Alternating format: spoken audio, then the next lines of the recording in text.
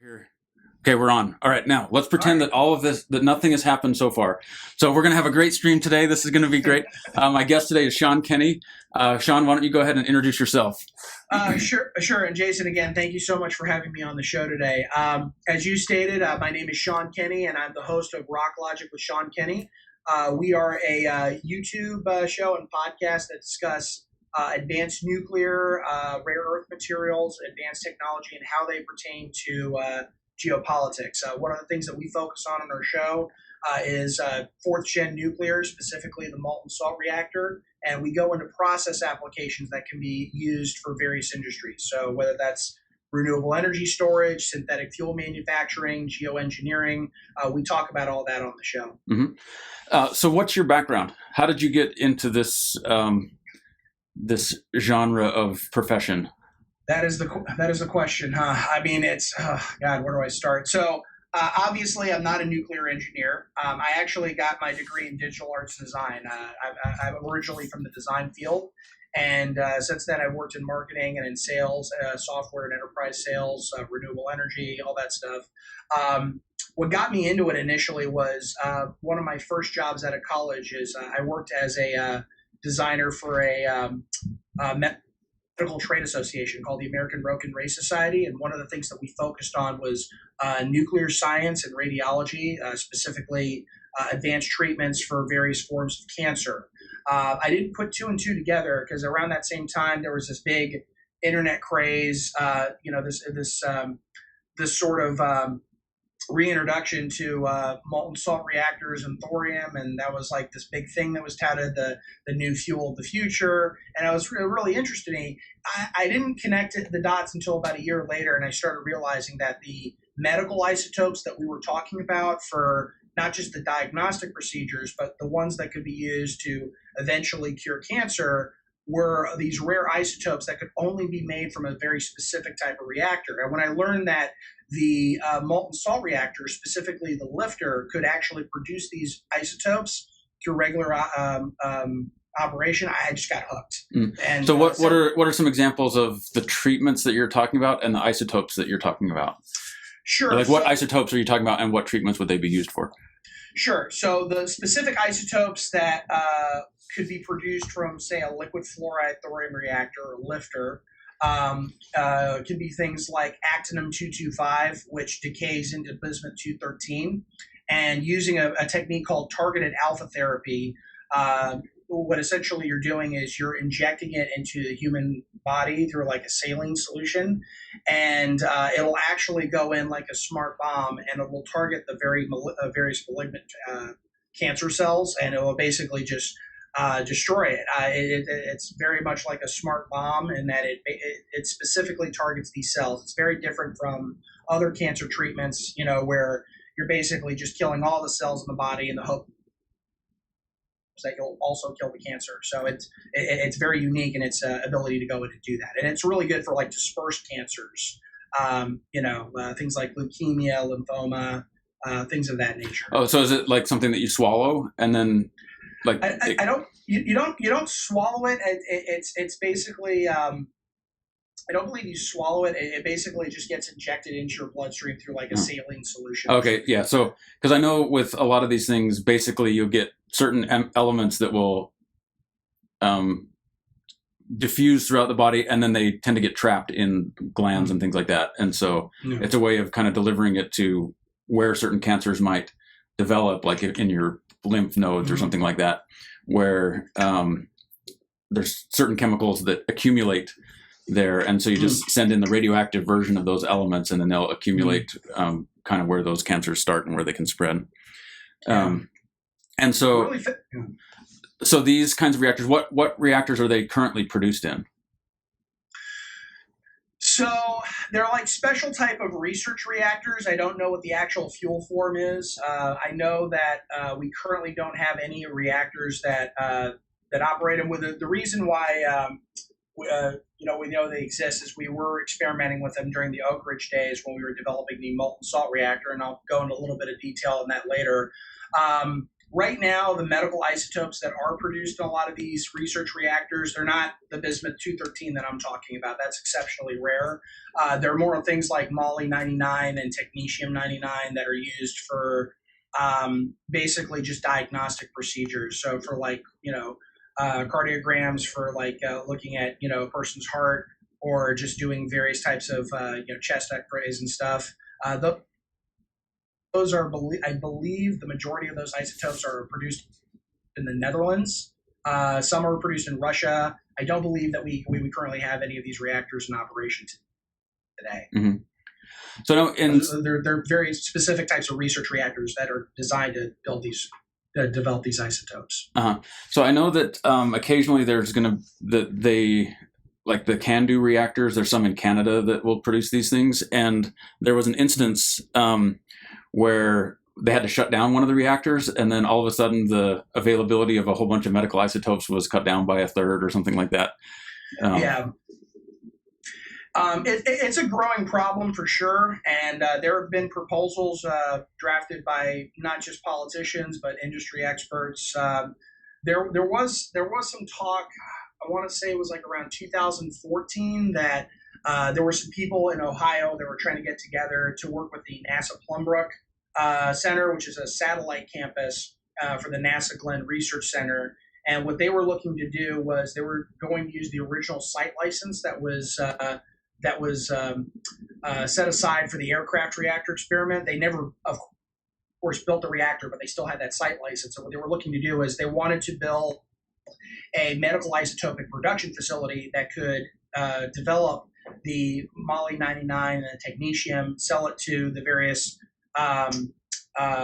cancer centers and whatnot, and the various radiology centers across the country, and while at the same time demonstrating the technology to both the Department of Energy and the NRC, so that the NRC could develop the regulatory code for the molten salt reactor. Again, I'll go into more detail about that later in terms of the regulatory issues with the NRC in relation to the molten salt reactor, but that was one solution that they had to address that while also producing these isotopes. Okay, so what is the NRC? Oh, right. So for those of you who don't know, the NRC is the Nuclear Regulatory Commission. It is the primary regulatory body that deals with nuclear reactors and nuclear reactor safety, whether it's building, operating, or decommissioning a nuclear site. We actually did an episode on this about 6 or 8 weeks ago, which I called the Nuclear Innovation Christmas List, which is basically just a list of 5 things I wanted to see done to change some regulatory stuff within our government to make these technologies developed. But the problem with the NRC is, though they are the gold standard, and since the NRC was formed, we haven't had any major nuclear incidents, like Chernobyl or 3 Mile Island or anything like that. Everything about their regulatory code has to pertain with light water reactors, which is the current technology that's in use today. So solid fuel or uranium fuel rods with water for cooling, and that is basically everything that their regulatory code is structured on. Another issue that we talk about is when was the NRC established? I want to say it was around the late 70s during the Carter years. It was like right after 3 Mile Island. Okay. At that point, the whole thing was kind of carried through the Atomic Energy Commission, and they basically focused on not just the regulatory practices, but all of the design grants and research and development into advanced nuclear. And then when that got split up, we basically set up 2 branches. One was the Department of Energy. The other was the Nuclear Regulatory Commission. Okay. One dealt with, essentially that's how that kind of went down. And they've done a good job, but the thing that a lot of people don't realize is that the NRC is a 100% cost recovery agency. They don't make their money off of taxpayers or congressional appropriations. Every dime that they earn comes from either licensing fees for existing nuclear reactors that are paid by utilities, or if you're an advanced nuclear startup that's looking to develop a new technology or develop a new type of reactor, they basically have to go and engage directly with the NRC to write those regulatory codes at the going rate of, I think it's like $270 per hour. It's not particularly inexpensive to engage with the NRC to go and do that, and it's because of that it's harder for more advanced nuclear technologies to get developed in this country. Mm-hmm.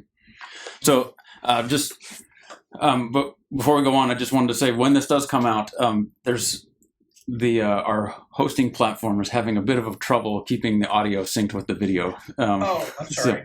So, it's not you. I think it's one of these experiments that we're going through and figuring out which technology works the best for these kinds of interviews.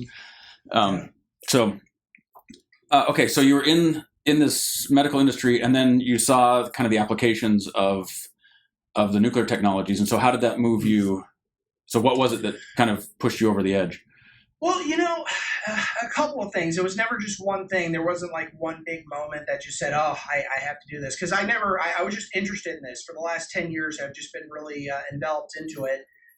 We talked a little bit before the show. I kind of just said that over the last 10 years, I've just been researching this. And I just figured at some point I was going to learn something about this technology where there was a fault, that there was a really good reason for why this technology never got adopted. And because of that, this is why we just can't do molten salt reactors. But as I kept reading more and more about it, I started learning that it just kept getting better and better, and especially not just the technology itself, but just the process applications that you could do with a molten salt reactor. It just fascinated me. I mean, I went into my career. I was in marketing and sales. I've dabbled in the renewable energy industry. I learned a lot about the subsidies in regards to solar and wind and how the utilities operate. So how does that work? Like what kind of subsidies are they getting? So it's a little complicated, but I worked for a utility assessment firm, and what my job consisted of was I was qualifying homeowners and local businesses to qualify for state and federally funded programs so that they could get renewable energy installed on their property. Mm-hmm. Whether that be low or zero interest loans to get solar, or power purchase agreements with the utilities so that they could get solar installed on their roof, and they basically just pay a lower rate for their electricity. Here in California, we have the most expensive utility rates from any other state in the country. I think on average, we're paying maybe about 3 times more than the national average. So, gosh. Wow. Yeah, it's bad. It's I live in a 2-bedroom apartment with my girlfriend, and we're paying something like, I think like $400 a month, like in the summertime, which is a lot. My parents, live in a relatively decent sized home with a pool, and their air conditioning's, busted. They're running the AC, they're running the pool pump, and they're paying about the same amount of money, but they're paying a third of the electricity rate that I'm paying here in California. So, well, and the thing about California is that the people who implement these policies live on the coast where they don't, like, if you think it's hot in Los Angeles, it's really hot in Bakersfield and Barstow and places like that. And so if they're paying the same utility prices, the ocean is a big heat capacitor, right? It keeps the temperatures relatively mild. Where if you live in the Central Valley, then you get the whole experience of. And so if your energy costs are higher in the Central Valley, where also typically wages would be lower, or in the middle of the Mojave or something like that, because that would. Okay, so there's California utilities for you in a nutshell. Yeah.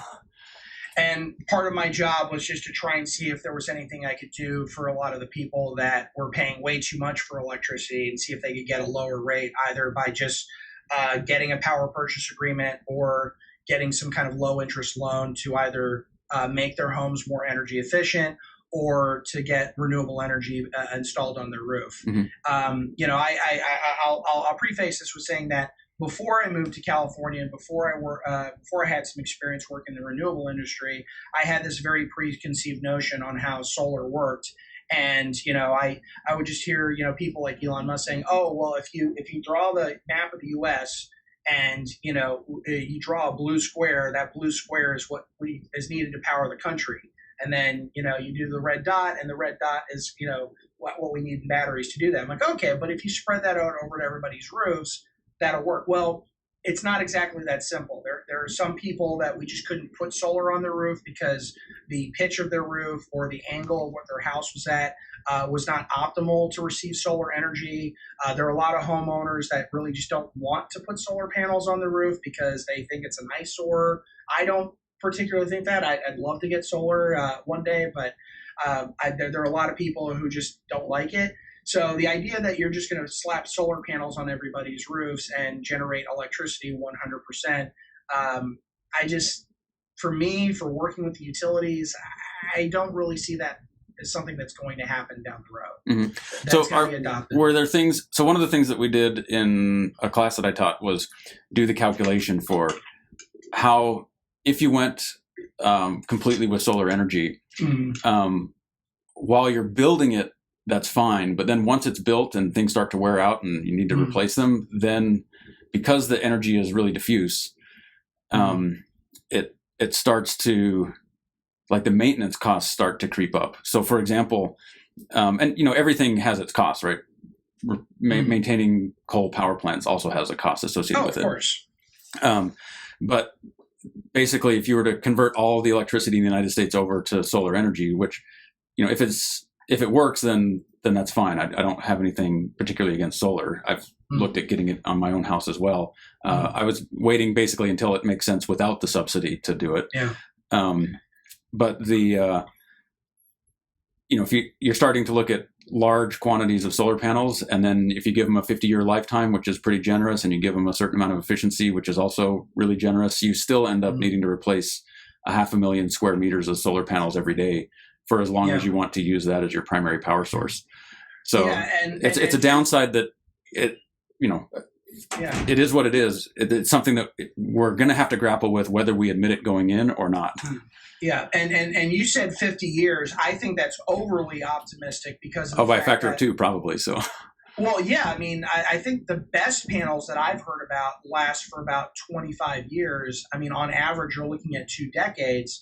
But that's a big problem because if you're looking at the cost it costs to do this, I mean, in California, it makes sense because, again, we're paying 3 times more than the national average than the rest of the country does. So now, is that because of like fees and stuff like that are put onto the electric bill, or?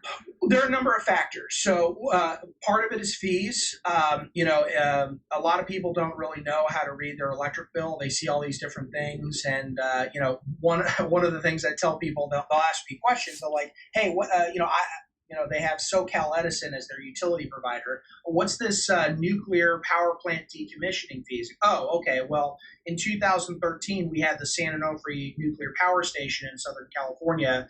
It was decommissioned by the state of California, and it costs a lot of money to decommission one of these plants. It takes many years. So rather than the utility just paying that out of pocket, they transfer that cost to the ratepayers. And now, you'll see and like, oh, well, that's only 17 cents or maybe $1.20 or something like that. But multiply that by 39 million residents, and it tends to add up.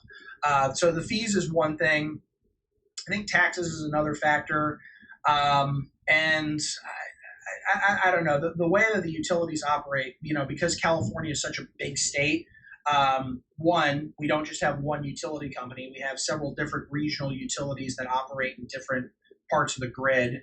And then obviously we're also the most populous state in the union. So, we have something like 38, maybe 39 million people, they all use electricity. And even people who are like super frugal, I mean, it adds up. And there's only so much capacity that you have on the grid to go and do that. Here in Los Angeles, where I live, there's not a lot of spots where you can build a new coal or natural gas plant. So it leads to some zoning issues as well. So it's not one particular thing. There's like 1,000 different factors, but all of those lead to just high electricity costs. So, so you went into, you saw these nuclear power plants as a thing, and in particular, so you mentioned molten salts. So just for the audience, table salt is it's solid at room temperature, but it melts at a relatively low temperature, like 300 or 400 Celsius or something like that. and it stays liquid. So molten liquid. It's not like a lava, right? It doesn't turn into this glowing red stuff. It's actually salt when you melt it is transparent. Yes. And so sodium chloride is an example. It's not necessarily what you would use in one of these things. You would have some kind of salt made out of different kinds of materials like lithium and stuff like that. But it's still the same idea where you have some ionic bond between something on the left side of the periodic table and something on the right side of the periodic table. But like if you just take table salt, it melts at a few hundred Celsius, and then it boils at like 2000 Celsius. It boils at super high temperatures. And one of the issues that you face with like water is a pretty common working substance if you have a steam turbine or something like that. When you boil water to make electricity, water only has 100 degrees where it stays liquid. You have between 0 and 100 degrees Celsius where it stays liquid. And so with a molten salt, it will stay in the liquid form for like 1000 degrees, which gives you a lot more temperature range where you can operate aside from something else where you're just dealing with, the phase transition at 100 Celsius. Or if you pressurize it, which is where a lot of the high pressure steam that you see in the submarine movies where all of a sudden all this stuff comes squirting out is because they have to have it at high pressure so that they can raise the temperature of the water like a pressure cooker. They have to raise the temperature of the water above the boiling point. So these molten salt reactors, what are molten salt reactors and why should all of us care? I know it came up a little bit in the presidential primaries back in the day when there were really only two people who talked about it. Andrew Yang did and Cory Booker did. So what are molten salt reactors and why should we care about them? Good question. So a molten salt reactor, and I, by the way, you put that beautifully in terms of the differences. So a molten salt reactor is, as you said, it is a reactor that uses chloride or fluoride salts to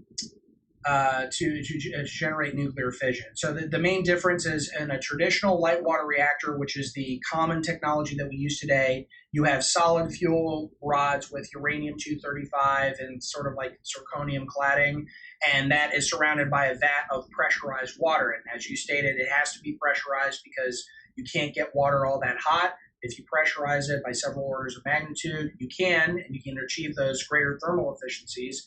But that creates an issue with safety because you have to build this large pressure vessel to contain it in the event of what they refer to as a double-ended pipe break, when the pipes burst and they have pressurized steam leaking into the reactor vessel, and it's a big mess. You have to account for all that when you build a pressurized water reactor. In a molten salt reactor, you don't have to do that because, as you say, salt has a it melts at around 300 degrees. A typical molten salt reactor, like the one that Oak Ridge was building, operates at around 700 degrees C, and you don't have to pressurize it, so it operates at low pressures at high temperatures, so you also get a higher thermal efficiency. The reason why this technology is getting so much traction because of all the 4th-gen nuclear technologies that are being discussed. Let me clarify something real quick. So when you say 4th generation, yes. The things that are currently being built, the reactors that are currently being built, these light water reactors where you have a pressurized vessel, those are right now 3rd generation reactors. These were designed in the 1980s and kind of built in the 1990s. The ones that are being decommissioned, so this would be like 3 Mile Island, Fukushima was an example. All the ones where the accidents have happened were generation 2 reactors that were designed in the 50s and early 60s and then built in the 60s and 70s. And so these are like half a century old technologies that have kind of lived out their usefulness and as they're being replaced, they're being replaced by generation 3. Generation 1 is like right after the war where these things came out. Generation 2 is the ones where it really came into commercial viability. Generation 3 is where all of the accidents that have happened would not happen with generation 3 reactors. They have safety systems that are more robust, that don't require backup systems and backup systems. Generation 4 is the way that I view it with generation 3 is it's kind of the end of the line. That's the as advanced as you can get with the light water model. And generation 4 is a completely different style of technology. Yeah. And molten salts is one of the varieties of generation 4 reactors. Okay, exactly. Keep going. Oh yeah, no. You're exactly correct, and you're right. The Gen 3 stuff that is being built, especially in China, China's going all out with nuclear power. They're building Gen 3 reactors, and Westinghouse has their AP1000s. They're great designs. They have a lot more engineered safety systems, but you can't plan for everything, and that's the big thing. Something is going to go wrong. We don't know when, we don't know why, but something bad is going to happen. With a molten salt reactor, one of the things that makes it so appealing is a couple of factors. One, you're operating at high temperatures, so you have greater thermal efficiencies without having to pressurize it. You're operating at low pressures, so you don't need a pressure vessel. So if there's any kind of incident, you're not going to have like an explosion of radiated steam or whatever. And actually, in some cases, if there's a crack in the reactor vessel, once it becomes exposed to room temperature, the salt just basically solidifies and seals the crack. In most cases, though, that probably wouldn't happen because one of the things that a lot of people advocate for is the design of a drain tank. So if there's ever an incident, an earthquake, a tsunami, whatever, you shut down the reactor, you drain the fuel into a drain tank, fission stops happening, and the fuel basically just solidifies. Mm-hmm. So this nuclear fuel, the fuel is the salt. It's like the Dune thing. The worm is the spice. The fuel is the salt in this case. So you have this fluoride or chloride salt, but the other side of the salt, the other side of the bond is going to be your nuclear fuel, like your uranium or your thorium or something like that. And like with any other technology, you can use a number of different fuels. You can use spent nuclear fuel, which is something that I advocate for on the channel. You can use uranium, 235. The most common one that a lot of people like to talk about are just the thorium ones, which are essentially just molten salt reactors that run on thorium and a small amount of like uranium-233 to run fission. Thorium is a fertile element. It's not 100% fissile like uranium-235 is. So you need a small amount of fissile uranium to get things started. But once you get started, it's pretty much a self-sustaining reaction. But there's a number of different fuels that you can use. So this molten salt reactor was designed back in the day. Why have we not used it? Why is it? So just to give a little history here, if I may. So the whole thing started back in the 1950s when the Air Force, when nuclear technology was being developed. The light water reactor, of course, was developed for the Navy to develop nuclear submarines because the Navy wanted to have these submarines that could operate in the Arctic Circle. Like the Nautilus? Exactly like the Nautilus. That was one of Admiral Rickover's babies. He wanted to have a fleet of these things that could operate in the Arctic Circle for weeks, if not months at a time without ever having to refuel. And in the event that we got into a nuclear exchange with the Soviets, we could unleash nuclear ICBMs. The Army had their own experiment in Greenland where they used small modular reactors to power remote bases in the Arctic Circle. So, the Army had their program, the Navy had their program. So naturally, the Air Force wanted to have a program. They wanted a nuclear reactor that could power a bomber that could fly above the Arctic Circle and drop bombs in the event of a war. Now, the guys at Oak Ridge, particularly Alvin Weinberg, he didn't really like the idea, but he also recognized that the Air Force had a lot of money to spend, and they thought, well, we had some ideas back during the war that we never got to play around with. Let's try it out. So they built the aircraft reactor experiment, which was the first time they tested out a liquid-fueled reactor. They never got it small enough or effective enough to put on a plane, but it tested out a lot of their experiments. Later on at Oak Ridge, they started out a civilian application. This was the molten salt reactor experiment. It ran from 1965 to 1969 for about 22,000 hours, and they tested it under several conditions. They shut it down. They turn it back on again. They tested all these scenarios, and what they gauged was this is a really safe reactor, and it did exactly what they were intending it to do. It actually, in some cases, outperformed what their best expectations were. So they were really excited about it, and they really felt that this was going to be the future of nuclear power. The problem was a couple of things. One was from an engineering standpoint, there were a bunch of other national labs that were doing other types of advanced reactors, one of which was the liquid metal fast breeder reactor experiments. that were done in places like Southern California and places like that. They were, of course, it was a completely different technology. It was still, in many ways, it was sodium-cooled solid fuel reactors, and a lot of the nuclear engineers, they were all about solid fuel. The guys at Oak Ridge, they were doing liquid fuels because a lot of these guys were chemical engineers by training, and a lot of the nukies, they weren't exactly excited about that because if it got adopted, it was like for them starting over. But that wasn't what ultimately shut it down. What shut it down was during the Nixon administration, Chet Holofield was the chairman of the Atomic Energy Commission, who was also a politician from Southern California.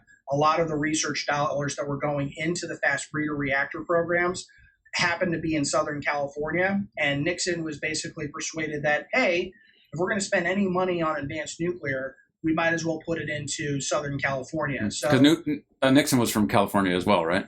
Yes, I forget which congressional district he was in, but he was a congressman in California before he was Eisenhower's vice president. Mm-hmm. But yeah. So you're saying that politics ruins everything, is what you're saying? Yeah, that's essentially it. It just, there were really no good reasons, and at least when I was researching it, I found no solid reason as to why it was never adopted. And even the guys who were criticizing it, they're like, there might be some inherent safety benefits to this reactor that we didn't even quantify. But at that point, there were just, a lot of the guys were just focused on the fast reactor programs. But ultimately, it didn't matter because by the late 1970s, we had 3 Mile Island. We had this huge movement, the anti-nuclear protests. And from that point on, there weren't a lot of new approvals for not just conventional light water reactors, but advanced reactors. We did experiments in the 80s, but I want to say that by the early to mid 1990s, a lot of the Department of Energy funding into advanced nuclear basically just sort of dried up. Mm-hmm. And we didn't really go into that. It wasn't until, I want to say it was probably the mid 2000s. There was an engineer out of the Marshall Space Flight Center. Okay, so before you go here, let me back up a little bit. Yeah. And just point out, when you say a fast reactor, so when you have a nuclear reactor, you need you have the neutrons that are flying around inside the reactor have to be caught by the fuel in order to break things apart. And so the question is, how fast can those neutrons be moving? So with a fast reactor, you basically just let the neutrons come off. You have the fission, so that you have the explosion of the uranium nucleus. The neutrons come out at wicked fast speeds, as they say in Boston. And then a fast reactor is designed to catch them when they're wicked fast. When you hear people talk about a thermal reactor or something that's moderated, there you have a substance that's where the neutrons come out, they bounce around a bunch of times and slow down, and then it actually makes them easier to catch. Just like a frisbee is easier to catch than a baseball or a bullet. And so with a lot of these, the thermal reactors, if you hear someone say thermal reactor, they're talking about something where you slow the neutrons down so they're easier to catch. If you talk about a fast reactor, you design the reactor specifically so that it catches the things, the really fast moving neutrons right after they come out of the fission process. And so because they're harder to catch, it changes the design of the reactor, and it makes the reactor more expensive. But there are good reasons why. Well, one of the things you mentioned is with a fast reactor, you can take nuclear weapons and just put them in like Mr. Fusion, except it's like Mr. Fission. You dump all the nuclear weapons material and spent nuclear fuel and all sorts of stuff you can put into a fast reactor. A fast reactor can kind of be like a garbage disposal for nuclear waste, where a thermal reactor doesn't. You have to have more. You have to be more careful with how you prepare the fuel to put it into that. Yeah, that's exactly right. And, in many ways, a light water reactor is a thermal reactor. It uses water as a moderator as well as the coolant. In a thermal spectrum reactor, like a molten salt reactor, in most cases, you would use a graphite moderator. So it'd be a solid moderator liquid fuel as opposed to solid fuel liquid moderator that we have today. Uh-huh. But there are some designs out there that they're kind of a hybrid.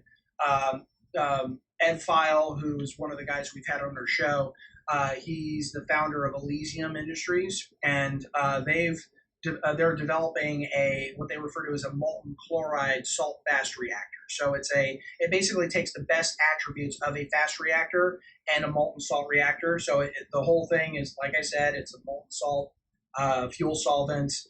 The only difference is that it doesn't have a moderator. It's basically just a tub of liquid salt, and it's using fast spectrum neutrons to achieve fission. Mm-hmm. Because of this, the reactor is ideally designed to eat up nuclear waste, and that's kind of what the market they're trying to tap is. Hey, we've got this huge problem with. Well, I won't call it a problem, but there's a lot of people who are like, well, the problem with nuclear energy was we have all this solid waste that is just sitting there.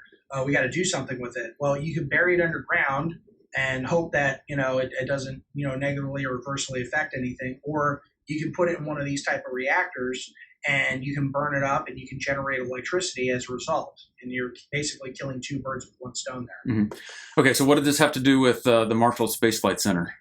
Well, that specifically none, but there was a scientist by the name of Kirk Sorensen who, while he was working at NASA, was looking into different types of nuclear technology to be applied into space.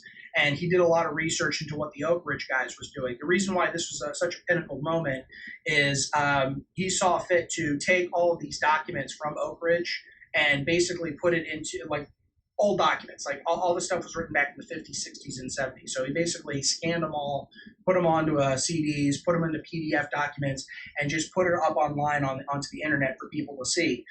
Years later, people started distributing this amongst themselves.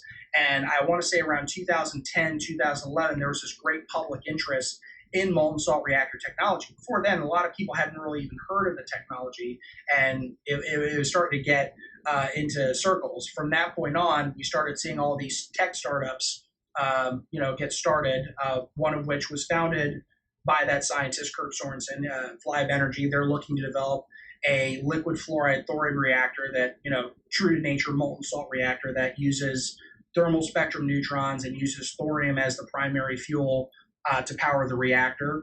There are other companies here in the U.S. I mentioned Elysium, but there are also some companies overseas that are also looking to develop this technology, one of which is Moltex, which is based in the UK. They are also developing a fast reactor using molten salts, and they actually are working with the Canadian government in Ontario to sort of partner with them and build one of these reactors and sort of co-locate them with an existing nuclear plant, because the idea is that this thing can run on spent nuclear fuel to generate electricity. Mm-hmm. And with the process heat that they generate, they actually put that into a molten salt storage solution to provide additional energy for backup power for renewables. So they're doing several things at once. They're generating clean electricity, they're cleaning up waste, and using the process heat, they're generating a lot of additional backup power for renewables. Okay, so what is process heat? What does that mean? Sure. So, like I stated earlier, these reactors are designed to operate at anywhere between 600 and 700 degrees Celsius, which is really hot. And once you go through, it's wicked hot.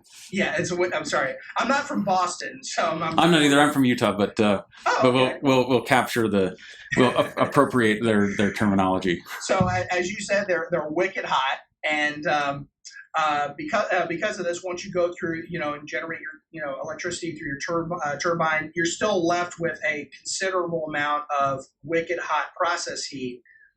Now that could go to ground, but because it's so hot, you could do all kinds of things. The guys at Oak Ridge thought, hey, wouldn't it be cool if we had these things on the coast of California and we use that process heat to desalinate seawater? So that was one application that they considered back then.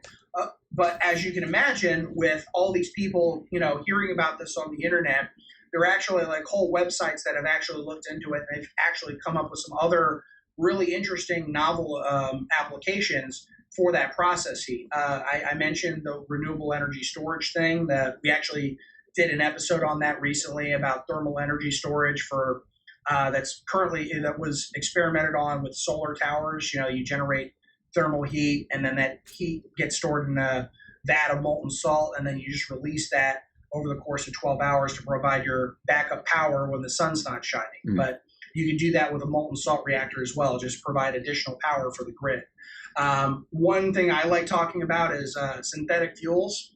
I love electric cars. I think Tesla is great. I'd like to own one day. But I have some doubts that we're going to make everything electric. And with that being said, I feel like there will still be a market for liquid fuels. One of the things that you can do when you have that level of process heat is you can convert various feedstocks, say coal, for example. You could take the dirtiest fossil fuel known to man and you could convert it into liquid fuels. And when I say liquid fuels, I'm not talking about ethanol or methanol. I'm talking about gasoline, diesel, and jet fuel that is chemically indistinguishable from their petroleum counterparts. And because that waste energy is free in this process, you can do additional processes to make it much cleaner than, what we get from our traditional gas stations. Yeah, I heard that like when you do like coal to liquid production, that it's like 50% reduction in the particulate that get emitted by it because you're doing a process instead of just like pulling it out of the ground and refining it through like letting the light stuff float to the top and the heavy stuff sink to the bottom. You can make it more pure than the typical, like the standard refining process. And so, which also means that it's more energy dense when you don't have all that stuff in it. And again, I should come back on the show again. You're absolutely right. This is probably the most fun interview I've ever done because you took the words right out of my mouth. Because it is a lot more energy dense. There have been applications in where whole governments have used coal and converted it into liquid fuels. The Germans back in World War II, they didn't have sufficient quantities of petroleum to fuel the war machine, so they had coal. They used coal to make liquid fuels through a process called fissiotrophs. And I've read stories of RAF pilots in Great Britain who were like, we hated going up against the Germans because the fuel that they were using were operating at such a high octane rating that the engines were more powerful than the ones on the British Spitfires and stuff. So I heard that and I thought that was cool. And again, it's not an extremely economical process. Fissiotrophs is a really inefficient process. Sasol, which is a process used in South Africa, very inefficient process. It doesn't make sense to burn coal, to take coal and turn that coal into liquid fuels. But if you have you have to have some kind of alternative source of energy that's already there kind of waiting around to get used. And so waste heat is the... Yeah, and that's what's kind of nice about molten salt reactors is you're already generating electricity at very high, thermal efficiencies in the first place to generate clean electricity with no carbon emissions. But if you were to co-locate this near, say, an old, decommissioned coal plant, you still have a lot of that infrastructure. You got the rail yards. You're located near a water source, usually a river or a lake or something like that, and you have all the key infrastructure needed to actually go and convert that coal into something else. You just need the process heat, and the molten salt reactor can do that. Yeah, one of the things that fertilizer production is one of the things that I look out quite a bit because in my classes we talk about if you want to feed 8 billion people, you do it with fertilizer, and right now that's natural gas process heat that they use to do that. So what you've mentioned this before, or like touched on it before. What is it how are the regulations structured or not structured? Like what are the issues with the regulations and how would you make changes? What changes would you make to the regulatory process? Because when you're talking about like the nuclear industry, you do want to have regulations, right? You want people to have a blueprint that they're working off of. This is how you need to build your power plant. Yeah. And an interview I did with some gentlemen in the UK on the Beyond Binary podcast, we talked about well, this is just taking too long. It's going to take 10 years. Like, yeah, and again, that's attributed to the regulation. We could do it right now if we wanted to. I mean, hell, the Project Iceworm, which was the small modular reactor that was built in the 50s for that military base in Greenland I talked about, that was done inside of 2 years. So we can do it faster. But again, if you're talking about civilian reactors, you need a regulatory guideline process to validate that the American people know that this technology is safe, and that even if there are attributes that aren't safe, that there are regulations to make sure that this technology is safe. And that's kind of how we operate things today with light water reactors. The problem is though the NRC has done a really good job, everything pertaining to their regulatory guidelines have to do with the light water reactor. So let's say I'm an entrepreneur and I want to start my own molten salt reactor company. If I want to build a civilian reactor or a prototype, I have to go to the NRC. If I go to the NRC, I'm saying I want to build a molten salt reactor. They say, well, we don't know how those work. I'm like, okay, well, I'd like to demonstrate how they work by building a prototype. I'm like, yeah, but we don't know how they work, and we don't have the regulatory code to learn what needs to be done, so we just can't do that. Like, right, but I'd like to do it. It's this sort of chicken before the egg scenario. I can't demonstrate the technology unless I build a prototype, but I can't build a prototype unless I have a regulatory license from the NRC to do it.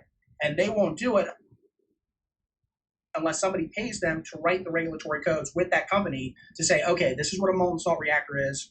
This is what a drain tank is. If we build a molten salt reactor, we have to make it required that a drain tank is here. So if there is an incident or an emergency, that we can drain the fuel. They can do it, and they'll tell you, look, we can do it right now. Just fill out your application. We'll give you a case number, and after 10 or 20 years and $5 billion, you're done with your paperwork. The problem with that is in the private sector, that just doesn't correlate with the needs of the private energy market. No VC is going to provide a company, whether it's Flibe Energy. So VC, like no venture capitalist? Yeah, no venture capitalist. Nobody like Peter Thiel is going to give somebody $5 billion just to work with the NRC to write the regulatory code to go and do this. And then once I've developed it, well, I've got like half a dozen other companies that are doing similar technology, maybe different processes. And now they don't have to pay their $5 billion. Exactly. So everyone wants to do it, but nobody wants to be first. They want that one guy to go and do it and work with the government and do all the code and all that stuff. They want MySpace to go take care of everything first. Exactly. Great analogy. And so that's part of it. So we actually did a whole episode where there was actually a number of things that I wanted to do. And the first thing was provide direct regulatory funding to the NRC. So have basically a bill from Congress appropriate funds specifically to provide not just the funding to develop the regulatory code, but also a mandate for the NRC to develop a regulatory code that coincides with the global energy markets. Mm-hmm. So that to me is step one. Obviously there are other things that we could do. I've talked about how the Department of Energy, they have a $30 billion fund collected from utilities over the years because there used to be this. You're out in Nevada, so you've probably heard of Yucca Mountain, I'm sure. Oh yes, and so okay, let me tell you a story. So I have a couple neighbors that are in politics, and they stand on opposite sides of the aisle, and I claim that I'm a proud member of no political party. I don't ascribe to. I'm not a partisan. As a consequence, because of the way that our state is set up, I can't vote for the people that I want to be president because all the primaries are closed. Everywhere else where I've lived, the primaries are open, so I could go to whichever primary I thought and vote for the person I thought was best. But here, you have to declare a party in order to vote in the primary, which means that I'm not able to vote. And so. But anyway, so both of these neighbors, and the subject comes up. They find out I'm a physicist, and so they're like, "Oh, let me tell you what I think." And so one of them was like, Yucca Mountain should be shut down. We should decommission it. We shouldn't let anything happen. And the other one, this was just like 6 months later in a spur of the moment conversation where it came up, and like, "Oh, we should turn Yucca Mountain into a big research station." And this, and I'm like, "Why are you talking to me about Yucca Mountain?" I mean, they did it because I care about energy, but. The fact that Yucca Mountain was like the topic that they brought up in the context of this was pretty interesting. Well, then about a year later, I looked on the internet at the platforms of the state political parties, and that is the plank in the political party. So like neither of them want to actually solve it. They want to argue about it. So like one political party has decided that Yucca Mountain is like Satan incarnate, and the other political party has decided that that we should turn it into something else, and it's a partisan thing, and as a consequence, like nothing's ever going to get done. Well, this is and you're absolutely right. And what's interesting is you sort of like you think, oh, there's only two sides to a different story to a story, and there's actually three in the case of nuclear.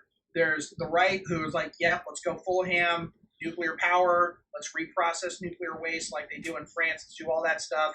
You've got the far left, who are like, we're all Green New Deal, 100% renewable, energy, solar or bust, wind or bust. We won't even look into nuclear power because of all the, misconceptions about it. And then you have the center left people who are like, well, we like nuclear power. We understand that it needs to play a role, but we don't want to talk about it unless there's a solution for the waste. Mm-hmm. The problem is a lot of those same people, they're like, oh, we don't like Yucca Mountain. It's like, okay, so you don't want to bury it. Okay, can we reprocess it? No, we don't want to do that either. I'm like, okay, so what do you want to do with the stuff? We're not going to address it if we don't agree on some solution. So now, are there any politicians, like national politicians, that are working on this kind of stuff? As a matter of fact, yeah. I mean, we during the Trump administration, we pushed through some legislation. Now, who's we? I'd say the country. I'm like the royal we. I was just like, I'm not. The royal we. Yeah, I'm not in politics. I'd say we as a country, we pushed through legislation to start looking into advanced nuclear. We now have some of these private companies, including Flive Energy, partnering with national labs like Pacific Northwest National Labs to do scientific research into these various technologies and stuff. And some money has actually been distributed to some other advanced nuclear startups to actually build and develop their technology into like a prototype. Not necessarily molten salt reactors, but fourth gen nuclear technology that don't use water for cooling and stuff like that. But there have been some efforts there. Marco Rubio, not last year, but the year before that, he introduced a bill into the Senate called the Rare Earth Cooperative Act. And what that would do, and just to kind of give a little bit of background here, you've probably heard of like rare earth materials. So these are just materials in the lanthanide series of the periodic table. They have special properties that allow them to do really cool things. Like I have a pair of Raycon earbuds over here. There's neodymium iron boron magnets in there. Neodymium is a rare earth element, and because of how small and efficient the magnet is, I can basically have a speaker that's the size of like a coin or something, and I can just put it in my ear and I can listen to really good high quality music. Same technology is used in wind turbines to keep the rotors in suspension. Well, in this country, they're like magnetically levitated, the rotors are? Yeah. Wow. Okay. Learned something new. Yeah, no. I mean, pretty much, and this is, and not to go on a tangent here, but we're talking about legislation, and this is another one of the things I talked about on the podcast is, a lot of the people that advocate for green renewable energy, whether that's solar, whether that's battery packs to provide backup power, whether it's wind turbines, you're going to need rare earth materials. And the problem is that we're not mining rare earths here in this country. The majority of it is mined in China. They have a 99% market share, and they have an entire industry that's based on mining, refining, and manufacturing all the intellectual property in regards to these technologies that are used. Now, we're not mining it here in this country, not because we don't have sufficient quantities, we do, but because there are environmental regulations that cite what is considered acceptable source material to handle. And with rare earth materials, specifically heavy rare earths, which are found in what are referred to as monazite deposits, there's trace amounts of thorium in there. Now, thorium is not dangerous. It is not lethal to the human body. You could have 1,000 pounds of this in your basement, won't kill you.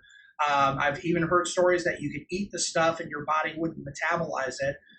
You're not going to get cancer from it or anything like that. But because it is a radioactive element, and because we experimented with it back in the 1960s as a nuclear fuel, it is labeled as nuclear source material. So no mining company will touch it because they don't want to deal with the environmental regulations associated with handling source material. So this is one of the things, because mining is a big deal in Nevada. And so one of the issues is if you were a company that wanted to mine, to extract rare earth elements out of the ground, you would also be extracting thorium, Yes. thorium and uranium out of the ground, and now you're on the hook for it. Yes. I'm sorry, you kind of cut out there for a little bit. Yeah. Okay. So you extract it out of the ground. So in the process of extracting the rare earth elements out of the ground, you also extract the thorium and uranium, and now you're on the hook for the thorium and uranium. Exactly. So what Rubio's bill proposed was to basically do two things. One, establish a rare earth co-op, which would develop a rare earth refinery in this country that would allow a place for the rare earth miners to ship the stuff so that these things could be refined into the powders and the magnets and the materials. The other factor was developing a thorium storage cooperative. The purpose of this would be basically a private entity that would have investors and board members and all that stuff. And through one sentence of legislation in the bill, Congress would authorize this co-op to store thorium safely and develop markets and uses for it. So essentially what that means is if I'm a mining company and I want to go mine this rare earth mine, a typical rare earth mine, you might be able to process about 5,000 tons of thorium waste while you're digging up these rare earths. Now, you put that stuff... 5,000 tons in how much time? In a year. Okay. Yeah, which is about enough to meet 80% of global energy demand if you factor everything from thermal, chemical energy. I know, it's nuts. I tell people that, it's like, no, you got to be wrong. No, well, it's because the difference in energy density between coal and chemical bonds versus the nuclear bonds is like a factor of 10 million or a factor of a million, basically. Yeah. And so it's a million times more efficient. And then when you factor thorium is 4 times more abundant on the Earth's crust than uranium is. It's actually primarily responsible for why we have this beautiful green planet that we live on, because it's decaying, into the Earth's crust. It's allowing our core to stay molten. And because of that spinning core, we generate an electromagnetic field that keeps the sun's, rays from just cooking our atmosphere and just stripping our ozone away. But to get to my point, this co-op would be responsible for storing thorium in a safe and benign manner, and they would collect their revenue from storage fees from the rare earth mines, which they'd be happy to pay to just have this entity just take that liability away. Now, while they're doing it, while they're working with private industry to develop the markets and uses, specifically with energy, the rare earth industry will be able to process millions of tons of these rare earth materials. And by creating a domestic supply chain of these rare earths, we now start getting into developing an electronics manufacturing economy. All of a sudden, companies like Samsung, LG, Sony, Fujifilm. Oh, they can come here. They could come here and they could establish an alternative to Chinese rare earths. Now, they do a lot of their manufacturing in China. They don't like to, but that's what they have to do because that's the primary supplier for the world. If there was an alternative supply chain, they could move a lot of that manufacturing base, especially, we had this whole thing with COVID. We had these supply shortages with a lot of electronics and stuff. And the main reason is because this virus originated from China, and it just so happens that China is producing a lot of these materials. So you never want to be 100% reliant on one country or one region of the world to produce these materials. So having a little bit of a diversification in this stuff is beneficial for a lot of these companies. It helps protect their bottom line.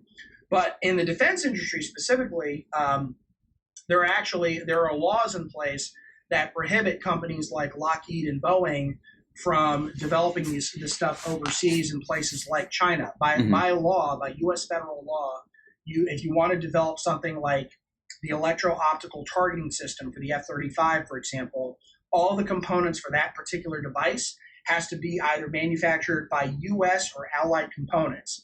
China, at least where it currently stands right now, isn't considered as either. But the way they get around it is these defense contractors are able to lobby Congress to get exemptions, and they can make the case saying, well, we just don't have a domestic supply chain because China is the only country making this stuff. So they get an exemption, and they are basically allowed to work with Chinese subcontractors to develop this stuff. That is a very blatant national security concern. But if you had an alternative supply chain, all of a sudden, by law, these companies would be required to develop the manufacturing base for these materials, in which case they'd be hiring U.S. workers to develop U.S. components for defense tech. And, we're only talking about a $4.5 billion a year industry, the rare earth mining industry. But these materials are locked into a $7 trillion a year manufacturing economy. I don't think realistically with labor costs, you're going to get every manufacturing job in China back to the US. I don't think that's realistic. But even if we've done the numbers, even with like 15% market share, which, we could totally do with existing quantities of these rare earths, that's $1 trillion in gross domestic product, brought into the United States in the form of jobs. And, these aren't low-paying jobs. These are high-paying manufacturing jobs developing these very sophisticated components. So that's another thing that we advocate on our show. And as a benefit, because we're digging this stuff up in the first place, there's a chunk of thorium in the ground just sitting there waiting to be used. Mm-hmm. China recognizes this, and they have a very robust program looking into thorium molten salt reactors. They've actually been they're about 10 years in, and they've done several experiments. And what I understand, it's been a while since I've been updated on it, but they're looking at two different types of reactors. They're looking at it to shut it down, very different from how light water reactors work. As you said, if you shut down the reactor, you pull the control rods out, fission stops immediately, but you still have to worry about decay heat. The decay heat doesn't just stop on a dime, and to counter that, you're basically just rushing cool water in through diesel backups. And we saw this with Fukushima when the earthquake happened. A lot of people don't realize this, and we'll probably end up doing a show about this later on. But when it came to TEPCO, when it came to Fukushima Daiichi, they actually did everything right. As soon as there was a foreshock before the earthquake, the computers, the sensors picked it up, the reactor stopped, the diesel generators kicked in, and the cool water came in from the ocean into the reactor. Then we had the earthquake, and then we think, okay, earthquake's done, but we're still shut down. It's we're going to make sure that everything's safe. The problem is the tsunami came and wiped all the diesel backup generators out. And that was a problem because now you don't have a means to pump cool water into the reactor to prevent it from overheating, and the rest. But it didn't wind up very good for Japan when all that happened. Mm-hmm. And the way so when nuclear reactions go off, it's a steam explosion. It's not a nuclear explosion. Correct. So what happens is, I guess, is it the zirconium in the cladding? There's something in the cladding that you have water vapor. So it gets really hot. The water boils. You have water vapor, and then the oxygen. When the temperature gets high enough, the oxygen gets stripped from the water and attaches to the zirconium or something like that. Yeah. Attaches to some chemical inside the nuclear vessel. And so now the oxygen gets removed from the water vapor, and now you have hydrogen gas that's around there. Yeah. And then that hydrogen gas gets exposed to the atmosphere, and that's where the explosion comes from. Yeah. And that's a lot of things, and I regret that we live in a country in where our media does not do a good enough job disseminating information. Wait, but why would you disseminate information if it informs your audience? I don't understand. I know. It's crazy, right? It's such a foreign concept to a lot of people. I don't mean to sound cynical, but no, that was a thing. Nuclear disasters are like one of those rare occurrences that once it happens, like that's all you talk about on your for a decade. For forever. And of course you have to have footage to show. You can't just show the reactor not doing anything. You have to show a bunch of stuff. Well, they were showing all these homes being destroyed and all these businesses wiped out, people evacuating.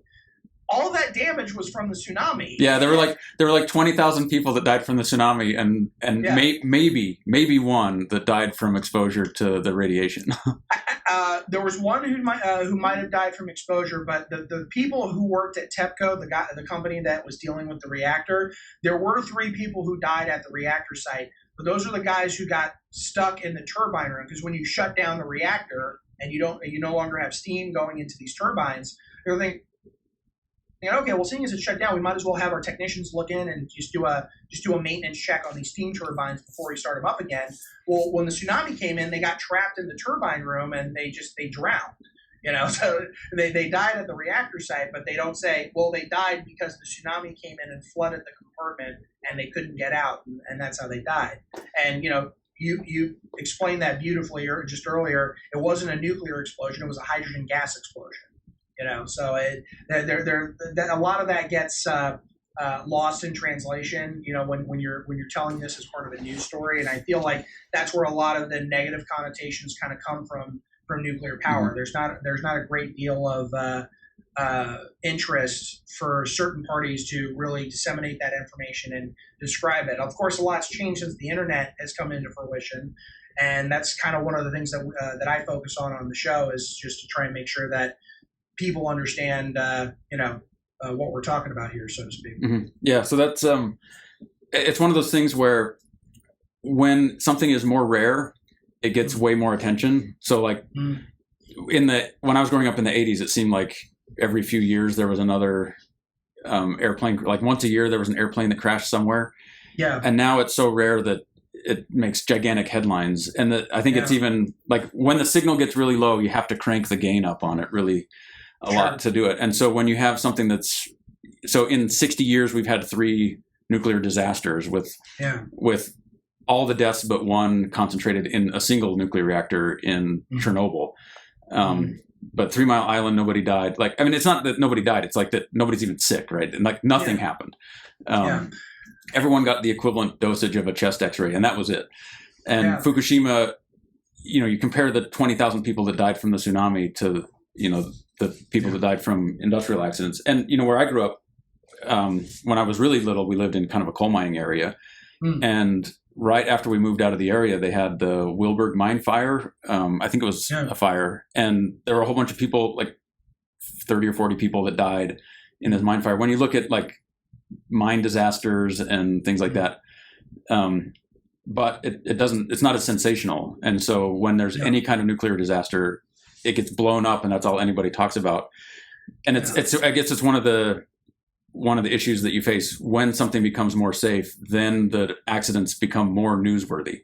People have talked more about Fukushima than they talked about the Chilean miners from, was it like 12 years ago when there were 150 years, like some large number of miners that were trapped underground for and that was a really big deal. That was a big story, and I think they made a movie about it with Antonio Banderas. But when you think about the news, like I've heard about it, and I know there's some guys that are stuck in a mine somewhere. But dude, this thing with this nuclear plant in Japan, like this is bad. They're showing these thermal plumes of the radiation coming, and the way they were touting it was like like within a matter of days, we're going to see radiation from Japan go across the Atlantic and infect everybody in Southern California. And just like, it's just like, well. Or like we can detect radiation coming from this. It's like, we can. That's because we have sensitive instruments, right? We can detect all sorts of things. I mean, to be fair, I had somebody. We were talking about Iran, and we were talking about uranium enrichment and all this stuff. And I'm like, well, how would we know if they? Well, the IAEA is an international organization, and there are sensitive instruments that they possess that allows them to see whether a country is experimenting with nuclear, technology. It's not an easy thing. It's not like you can just build one in your basement that's sophisticated enough to do significant damage. I mean, you've heard of dirty bombs, but again, radiation. There are devices that can be used to detect this stuff. It's not like it's not a hard thing for them to spot. So, what would you? So, if you were given the reins of power, like what's the way forward? What are the things that are missing in terms of? What are the biggest misconceptions? Maybe that's the place to start. What are the biggest misconceptions people have, in your opinion, about nuclear? Like the energy environment in general, like kind of how the energy consumption of society. Where do people? Where are they misled or misinformed, and what's the best way to address that? Okay. Well, we did an episode a few weeks ago where we talked about electric vehicles, and I'll just start from there because there's a lot to unpack from that statement.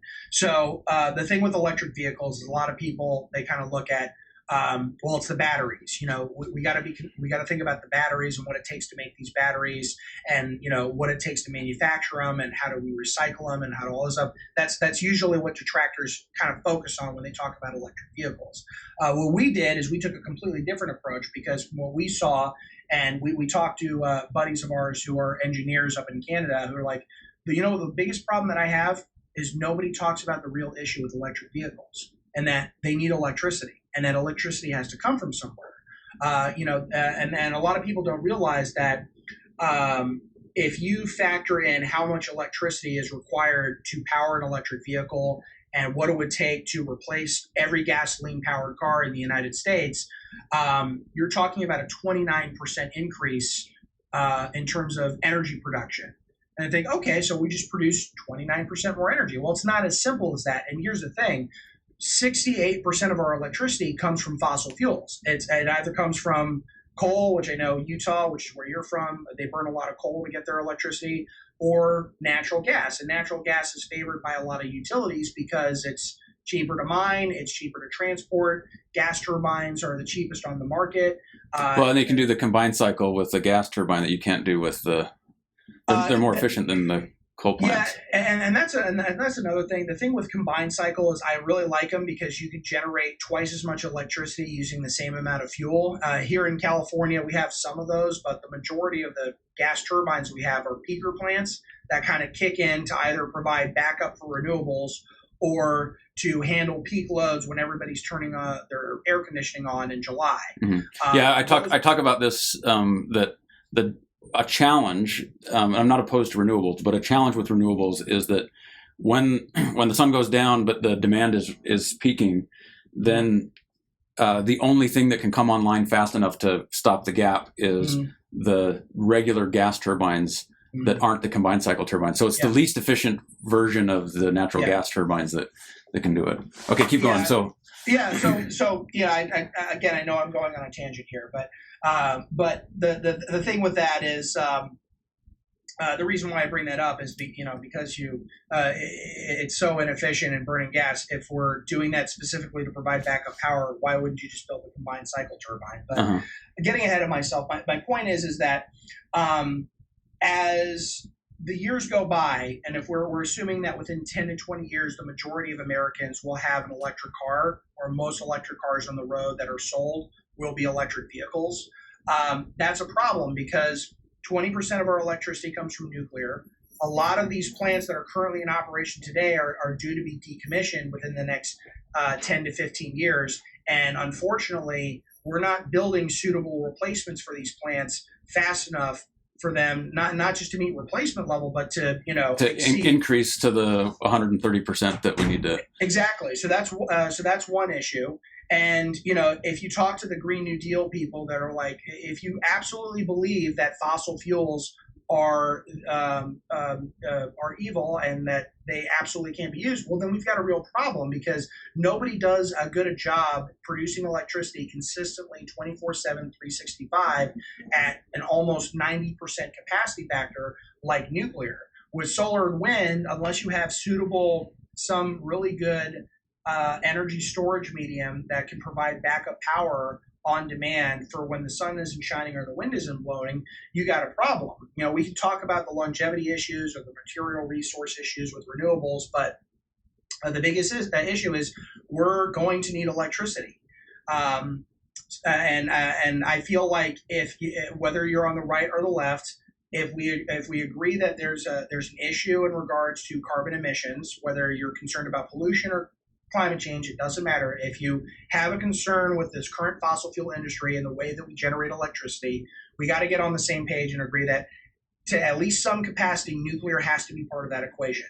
So that's number one, is just kind of getting people educated that there's more than one type of way to do nuclear fission. There are thousands of ways. And when you focus on this particular technology set with molten salt reactors, there's even more ways to do it, but it's, in my opinion, the safest way to do it. and it's the one that has the most inherent, safety benefits. Mm-hmm. So I'm going to jump in with a couple things. So I think a lot of times people come to this realization once they start digging deeper. So you dig deeper into different sources of energy, and that's where you get driven towards, wow, this is a bigger deal than I thought. Like, how many solar panels would you have to replace every day? How many wind turbine blades do you have to replace every day? I mean, there's only so many park benches you can make out of used wind turbine blades before you saturate the park bench market. And so, and people are developing technologies to recycle things and to use them for other purposes, which is fine. That's all the better, right? We want to be effective at how we do things. But I think in a lot of cases, it's not till people are really confronted with the maybe 2 steps away from the initial thing where they really see how deep of a hole they're in, especially when it comes to, it's more than just electricity, right? Because if you increase the grid, like one of the challenges with renewables, that needs to be addressed, or that it's brought up in kind of a passing way, is the more diffuse your energy source, the more infrastructure you have to have around that energy source to feed everything in. Yeah. And so there's a lot of concrete that goes into making pylons that, and concrete is, 5% of all of the greenhouse gas emissions in the world that come from making cement. So, and that was going to get to my next point. I have a buddy of mine, I won't say his name,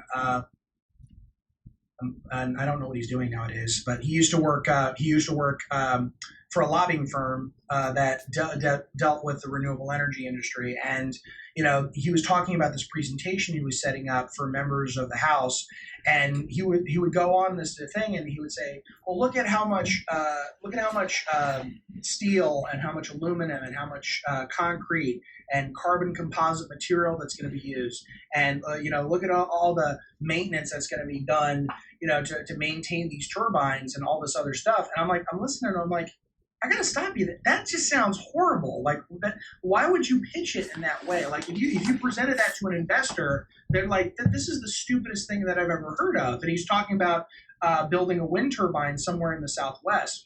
And what he told me was, and I'll never forget this. He said, "It's a jobs program." Well, that's not what we're not appealing to an investor. We're appealing to government officials that are going to be putting this into a bill that is going to provide further subsidies for this industry. And the reason why they're going to support it is because it provides good paying jobs in their district. That's the only thing that they care about. It doesn't matter if you're building wind turbines or cotton candy machines. If you are creating new jobs through this legislation and you can take direct responsibility for the reason why those jobs exist, they'll push it. And that's kind of when my love affair with wind turbines sort of fell out of favor. Like, I like solar. Solar's great. I'd love to get panels one day. But when it comes to wind turbines, I just feel like, looking at the numbers, it's just the most inefficient way to generate electricity by far. There are exceptions, of course, obviously up in the North Sea or in offshore turbines, where you have a lot more wind than you normally would in most other places. Yeah, I mean, renewables are very useful if you can plan ahead for their inconsistencies. But one of the great things about a molten salt reactor is you don't need a backup power source, because these reactors do a really good job with load following. So you don't actually have to operate at 100% all the time. A lot of people don't realize this, but with any power source, not just nuclear, but with most fossil fuels and conventional nuclear plants, there's no way to really kind of throttle the power up and down on a reactor and do that efficiently to where you can match the load in whatever state or city or area where you're generating electricity and distributing it. With a molten salt reactor, because of the way it's designed, you actually can do this. So you can actually reduce power output for when demand is low, so like at night or when there's not a lot of commercial activity, or you could pick it up when there's a massive peak in demand, or let's say if the renewables on the grid aren't generating electricity and you want to provide additional energy to match that load. So that's one thing that I like about molten salt reactors, and this kind of goes into my next point. One of the biggest failures of the nuclear industry back in the 1960s and 70s was I don't know if you remember or not, but back in the day, there's this real positive optimism with nuclear power because of that one statement that a fission reaction has 1,000,000 times more energy than a carbon-hydrogen bond. And because you have such great access to energy, you can do so many things. And they basically said, well, we don't need to burn coal. We don't need to burn gas. We don't need to use oil because nuclear can do all these things in spade, and it's just really efficient. Well, that scared people in the fossil fuel industry because they're like, how exactly are we going to compete with this? We can't. And so there was a well-funded campaign to basically kind of squash this around the late 70s when all these anti-nuke protests went on. I think there's a really good story here. Back in the 1980s, there was a nuclear power plant that was being built. It was called the Shore Implant in Long Island. And it ran for, I think, less than 3 years because around that same time, a lot of the residents in Long Island were really concerned about having a nuclear power plant in their backyard. And while these protests were going on, there were these advertisements that were being touted for saying, "Go solar. Solar is great. Solar water heaters for your home. You don't need to rely on your utilities for this. Just go solar." Well, those campaigns were funded by the oil heating company of Long Island, and there were several examples of that. But I think when you go out and you demonstrate that my technology is better than your technology, and I'm going to put you out of business, people don't respond really well to that. And if they have any resources at all, they're going to fight tooth and nail to keep you from entering the market. But that would never happen. But what I try and advocate for in my show, and I get some flack on that, from some of my commenters, and the argument I make is, if I go the other direction, and if I say, this is what my technology can do, and this is how my technology can help you. I don't mean like I'm not building it, but it's like this is how this technology can help your industry. So like with coal, for example, the coal industry is dying right now in this country, even with the reforms that the Trump administration tried to push through. It's dying, not because of the regulations, but because natural gas is cheaper. So much cheaper. And well, for now, we'll see how that changes. Well, sure, but even if you're not looking at it from a cost standpoint, from a emission standpoint, you burn fewer emissions, and because you're not burning, a solid fuel form, and producing all this ash, in a tailings lake somewhere, it's a lot more. It's a lot cheaper from an environmental standpoint because there's less cleanup associated with the gas plant. Yeah, well, and this is something that's useful to point out that because methane, natural gas is mostly methane. It's a really short. It's as short a hydrocarbon chain as you can get. It's got one link of carbon. Where when you have coal that has hydrocarbon chains that are a lot longer, the ratio of carbon to hydrogen favors the production of carbon dioxide instead of water, because those are the only two things that come out of it. So the carbon goes into carbon dioxide, the hydrogen goes into water. And so the shorter the hydrocarbon chain, the more water you produce for every CO2 that gets emitted. And water itself is a greenhouse gas, but it's one that gets brought down to the surface a lot more. Yeah. Like it doesn't stay up forever. It comes like the water saturates in there and it falls back down to the earth. So for sure. Yeah, no, and exactly right. And, for right now, the market favors natural gas. You're right. We'll see what happens in 15 to 20 years. If the supply starts to dwindle down, we might see an increase in electricity rates throughout the country. And that's not something I'm particularly looking forward with. So that's one thing that I advocate for is we can produce synergies here by talking about the process applications of this particular technology. So we can go through every single industry. So whether it's coal, you guys are dying because you are not able to compete effectively with natural gas and with other sources of energy. But what if you didn't have to make money that way? What if you could just make liquid fuels and you could sell a commodity that has a higher value that you can sell cheaper than the petroleum industry, and you guys can still participate in the 21st century economy. Yeah, especially with airplanes. Airplanes aren't going to go anywhere, and no. So. Yeah. No, exactly. I mean, this is a this is a separate topic, but I mean, I feel like now with everything that's happening with COVID, I think that the airline industry is ripe for change, and I feel like there should be some changes that can be made from a technology standpoint to how we transport across the air. But we'll see what happens. But you're absolutely right, and that's primarily what we focus on our show, and kind of what separates us from what everyone else is talking about in regards to thorium. We don't just talk about, oh, this is a molten salt reactor. It runs on thorium. It's great. It's like, yeah, this is the reactor. It's great. This is how it works, and this is what it can do with these other industries. So that's step one for us is, one, identifying this technology as a viable alternative to what's currently being used, and talking about the synergies that can be applied with these process applications, whether it's renewables, natural gas, coal. I didn't talk a lot about oil, but there are synergies in the oil industry too. It's actually pretty cool. And we start from there. The second thing that we do is we identify the faults in the regulatory markets in the United States specifically, and we look at how we can change it. So step one for us was basically just providing a bill that just appropriates a small amount of money in relation to what the government spends to provide a funding and a mandate for the NRC to write the regulatory codes to allow this technology to compete in the free market. When I was on that podcast in the UK, one of the questions they asked is, well, gas turbines have come down in price, solar panels have come down in price, wind turbines have come down in price. Why hasn't nuclear come down in price? Well, because we're not building a lot of them. When you manufacture anything, whether it's panels, batteries, turbines, whatever, you hit that learning curve ratio in manufacturing where it becomes easier for you and cheaper for you to manufacture that particular good. You can't do that with nuclear as it stands today because we're not building a lot of them. It's a heavily regulated industry. And with light water reactors in particular, you have to build all these safety systems to make it viable and safe for the general public.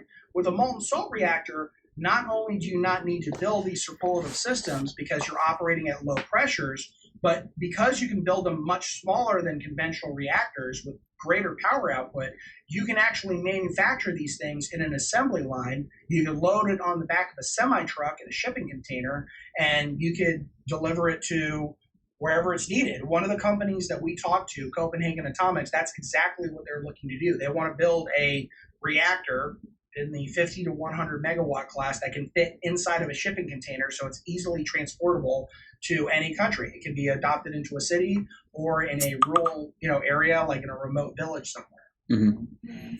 So once you put that in scale of economics, you realize that the real issue in regards to the nuclear industry is the lack of not just regulations, but suitable regulations that fit within the time constraints of the global energy market. Mm-hmm. So that's step one. Step two is capital. You want to try and make it appealing for the private industry to invest in this stuff. Obviously, the regulatory changes help with that. But one thing that we were talking about with Yucca Mountain, and you've heard about it quite a bit where you live, I'm sure. But what you may not know is when we were talking about Yucca Mountain from the 1980s, one of the things that the Department of Energy wanted to do was they wanted to collect a fund that would be catered towards not just building Yucca Mountain, but dealing with all the waste management issues associated with maintaining that site. Mm-hmm. And for decades, they were collecting fees from utilities that were operating nuclear reactors so that they could fund this project. When Yucca Mountain got canceled, the collections didn't really stop until much later. And as of right now, the Department of Energy has I think it's $30 billion in fees collected from utilities just sitting. Well, they have to give it back, right? Because the utilities were told, we'll take this off your hands, and now they're storing it. And so I think that it's something like $2 million a day that the U.S. government is paying back to the utilities because they failed. Lo and behold, they failed to deliver on what it is that they said that they would do. Exactly. And what I'm just saying is you could give it back if you really want to give away money. Or what I think you should do is you should take some of that money and put it towards companies like Voltex, like Elysium, that are developing technologies that could burn up this waste as fuel and generate electricity, in the process. So again, you're killing two birds with one stone there. And, because this is provided in a fund that was collected from utilities for this specific purpose, I think that would be an ideal use case for that. And while we're doing that, we could also, develop other technologies that could use molten salts for thorium, uranium, what have you. I just feel like that's something in the United States specifically that we should do. Mm-hmm. We've talked about the rare stuff. I think that would also help, develop not just the financial, but also the legislative pathways to get thorium molten salt reactors accepted in this country. And I haven't heard any serious earmarks or funding for this particular effort. I could be wrong here, but we talked about Flibe Energy. One of the things that they were looking at back in, I think around 2011, 2012, was they wanted to work with the Department of Defense because there was some interest at the time to develop portable molten salt reactors that could operate in a forward operating base in whatever country they operated in. Back in the Iraq War, there were a lot of issues with the fact that a lot of these bases, they operate on diesel generators, and that diesel fuel has to come from someplace and get shipped, 80, 100, 200 miles across the desert. And those convoys were subjected to IED attacks and RPG missile strikes. So they were thinking, well, we want a technology that allows us to remotely power these facilities and doesn't require a great deal of fuel to keep them going. And one of the proposals was, well, let's just put a nuclear reactor in a shipping container. Well, that's great, but how does this help the regulatory side? Well, a lot of people don't realize this, but unlike the civilian sector, which has to go through civilian reactors through the NRC, the Department of Defense has their own regulatory authority when it comes to licensing reactors. They have to, because how else would the Navy be able to build the nuclear reactors for the new Virginia-class submarines or the new aircraft carriers that they're building? If they had to go through the NRC process of licensing these reactors, it'd take decades. But they can build these things inside of like a couple of years, and they can have it operational within a relatively short time span, as far as the commercial markets are concerned. So, excuse me.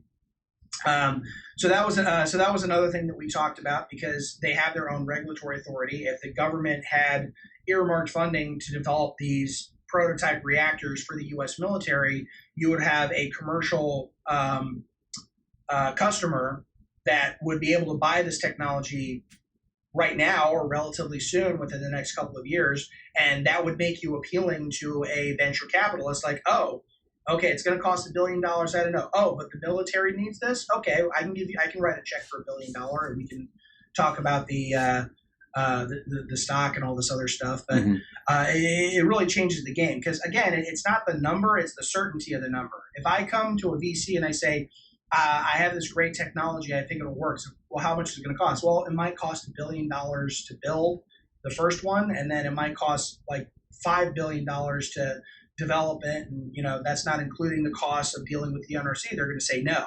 If I'm in the oil industry and if I build oil and gas rigs, and if I say, well, I need $12 billion to go build this offshore rig, but I've done this in the past, and this is where I've come in, and this is what it costs, and this is how much money I've made because of the price of oil.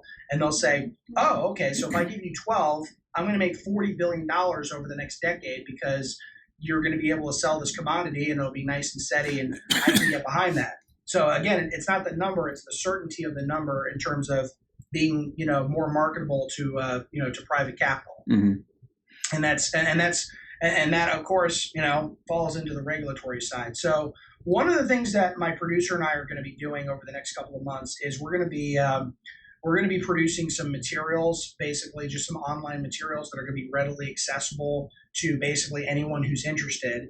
And what it's going to discuss is it's going to discuss the process applications of these technologies. And we're going to have different sections for different industries, whether it's renewables or this, that, and the other thing, and just talk about all the really good strategic benefits to developing this technology in the country. We're going to make it available to private citizens who want to share it with their friends or want to share it with, their local representatives. And we're going to share it with members of Congress to get them interested. Some people say, well, that'll never work. But as you pointed out, we've already had 2 presidential candidates who ran in the last election for the Democrat ticket talk not just about advanced nuclear, but thorium reactors specifically.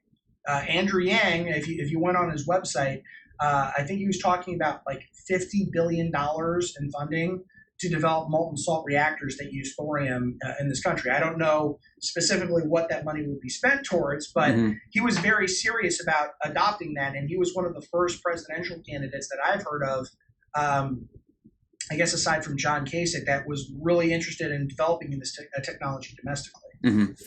Yeah. So in my take on a lot of this stuff is to try to scale back on the subsidies, because I think that the subsidies actually misinform the public about like what the actual costs are. The rule of thumb that I give to people is that typically the cost of something is proportional to its carbon footprint.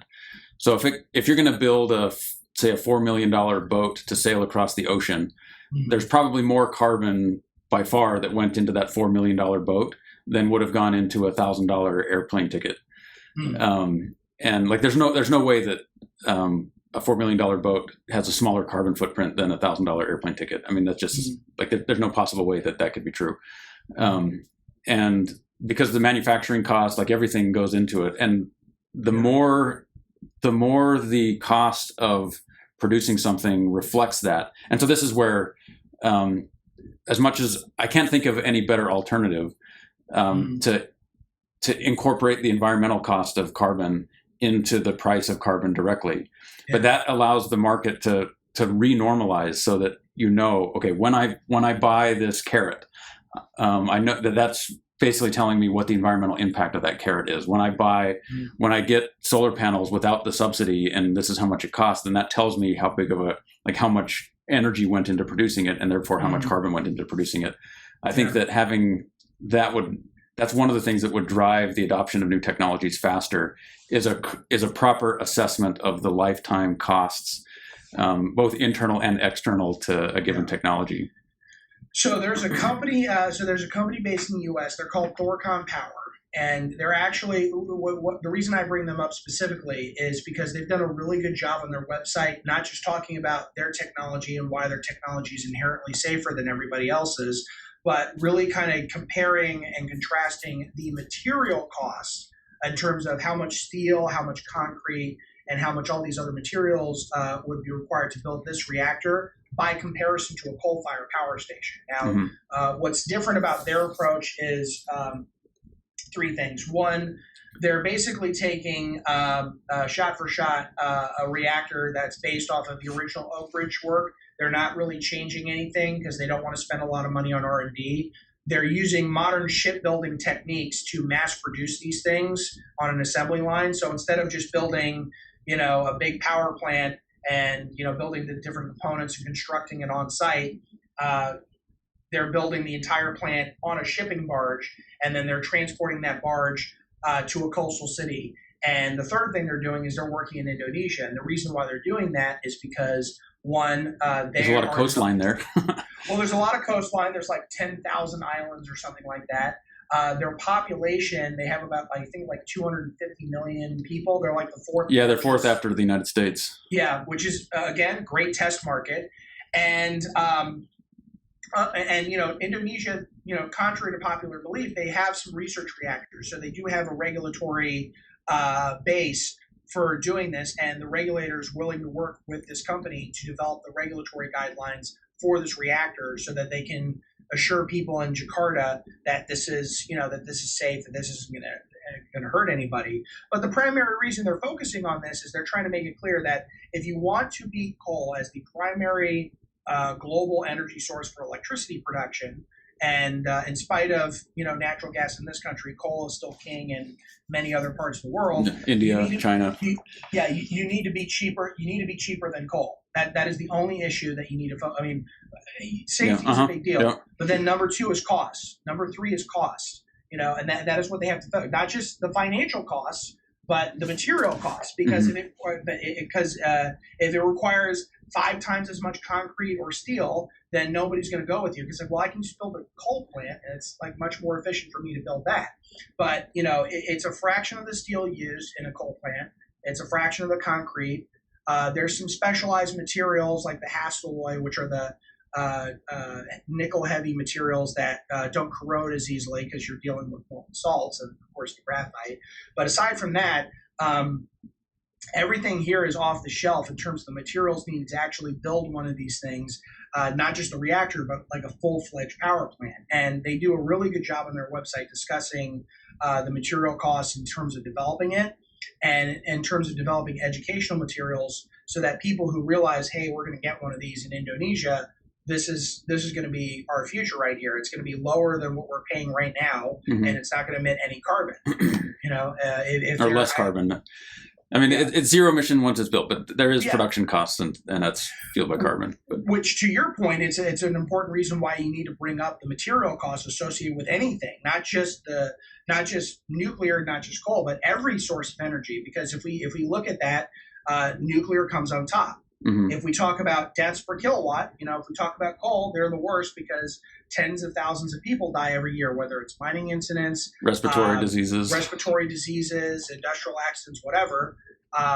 Nuclear is on the very bottom because in the entire history of the nuclear industry, I think it's like maybe 54 people have died, and the bulk majority of those were in Chernobyl because once the reactor blew up, they had a parade the next day to say, oh, no, everything's fine. Yeah, there was an accident, but we got it handled. Oh, you're probably not going to get electricity anytime soon because we're fixing some stuff, but it's fine. Nothing. Yeah, the hole in the seal, that's normal. That happens all the time. Later on, people started dying of the radiation poisoning, and that was where the bulk majority of the radiation deaths associated with the nuclear industry really came from. But aside from that, which I would argue is the worst nuclear catastrophe in the history of the world, I feel like the nuclear technology, even today's iterations, is much safer than what's in current practice for everything else. Right. Even solar panels, a lot of people don't realize that there are really toxic materials that go into manufacturing these solar panels. And chemically toxic things stay toxic forever. Nuclear toxic things, and nuclear waste is a big deal. It needs to be addressed properly, but they actually get safer over time. Where the chemicals in any other chemical, if it's a chemical toxicity, it's toxic forever. If it's a nuclear issue, then that actually decays over time. So and again, you can get even better than that because like right now with current waste stockpiles, there's like about 73,000 metric tons of this stuff just sitting around. I mean, it's not doing any harm to anybody, but it's a lot of waste, and people don't want to keep it there for 10,000 years. But that's how long it lasts. With a molten salt reactor, you burn up 99% of the fuel in the solvent. The 1% that's left over that can't be extracted for medical isotopes and stuff only needs to stay in geological containment for 3 centuries, which, it's still a long time, but it's not astronomically long by comparison to how old the Earth is or how old the universe is. Well, we have documents that are 3 centuries old that, we can keep. So that centuries we can do. Millennia is hard to do, but centuries we can take care of. So it becomes more manageable, Right. Well, hey, I really appreciate your time. Why don't you go ahead and shout yourself out one more time to our audience, and then I appreciate you coming on. Thank you for having me, Jason. And for your audience, thank you for having me on. The channel is Rock Logic with Sean Kenny. We do an episode every week, and we talk about all the really cool things that are happening with this technology, among other things, and how they relate to geopolitics. All right. Hey, thanks a lot. I appreciate it. All right, thanks. Bye. Bye.